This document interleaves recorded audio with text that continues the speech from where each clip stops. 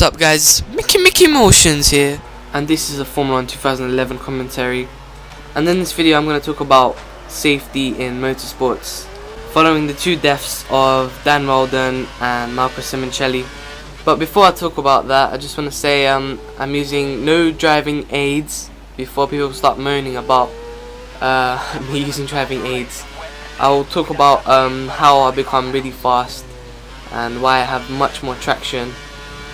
And it's basically in the setup, but yeah, I'll talk about it in the next video. Also, as you can see, I've just taken off everything that was on the screen and just made it look more realistic, because when you're playing in HD and driving with the wheel, you just want that more simulation feel, you know. You just want to see what it's like in real life, and that's what I basically did.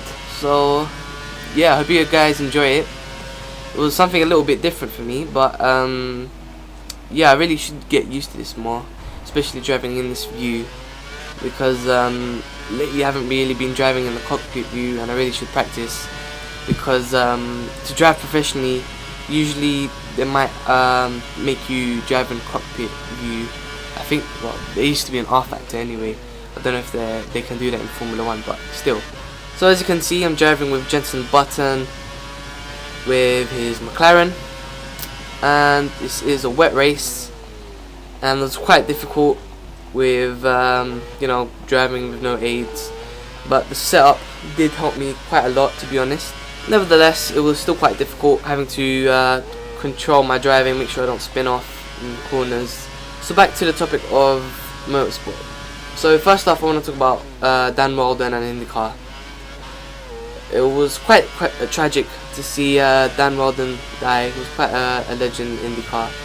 To be honest, I don't really watch IndyCar, but I do watch it once in a while. The reason why I was driving with Jenson Button anyway was because he was a good friend of Dan Weldon, and he used to drive with him in go-karting. Basically, Dan Weldon used to be very good.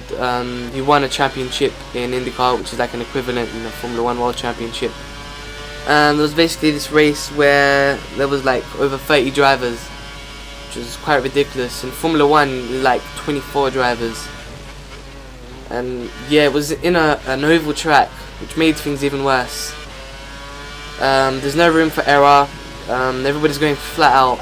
So then after, there was this big pile-up involving all the drivers, nearly all the drivers, and yeah, unfortunately Dan Weldon was the victim, which is such a shame, because it's a waste of talent, and you know, you have to feel really sorry for his family as well. And I really feel that it could have been stopped.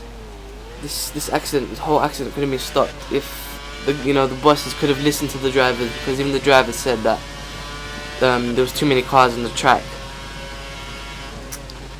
It's quite a shock, to be honest, because after the death of Ayrton Senna, you would expect to see, you know, all rule changes, and like you wouldn't see Grand Prix cars driving in, you know, places where there are concrete walls and there are no there's nothing to protect them, and going at speeds like that just makes things even worse. In my opinion, you know, Grand Prix cars should never ever be on an oval track. Even if there were 10 cars on the track, it still wouldn't make a difference, because going at that speed is just way too dangerous. I mean, we've also seen in Formula 1 where Ralf Schumacher had two crashes, in fact, and one of them was really bad and he was out for a while, and that was in Indianapolis.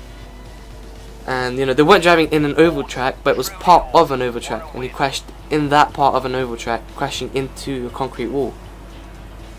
So I think it could have been avoided. Something could have been done to save his life. And with Marco Simoncelli, he died in MotoGP. And to be honest, I don't know about motorbikes. I don't really know about that kind of stuff. I do watch MotoGP, but I don't really know much about it. And to see the crash live was quite haunting, but I watched it and I thought, how the hell are they going to be able to improve the safety in MotoGP? I don't think there's anything else they can improve. So anyway, I've run out of time without even realizing. So I'll do another video about this on my own channel, Mickey Motions. And yeah, thanks for listening, and please go over to my channel, subscribe to Mickey Motions. Safe.